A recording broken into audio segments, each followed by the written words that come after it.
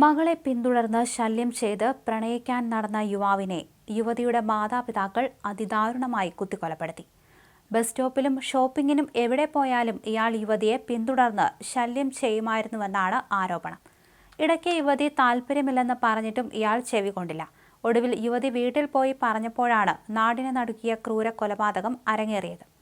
പെൺകുട്ടിയെ പിന്തുടർന്ന് ശല്യപ്പെടുത്തിയെന്ന് ആരോപിച്ച് പെൺകുട്ടിയുടെ മാതാപിതാക്കളും ബന്ധുക്കളും ചേർന്ന് മർദ്ദിച്ച് കുത്തിക്കൊലപ്പെടുത്തുകയായിരുന്നു യുവാവിനെ. മഹാരാഷ്ട്രയിലാണ് സംഭവം. 21 വയസ്സുള്ള ഷെയ്ഖ് അറാഫത്താണ് മരിച്ചത്. വെള്ളിയാഴ്ച വൈകുന്നേരമായിരുന്നു സംഭവമുണ്ടായത്. സംഭവവുമായി ബന്ധപ്പെട്ട് 10 പേരെ പോലീസ് അറസ്റ്റ് ചെയ്തു.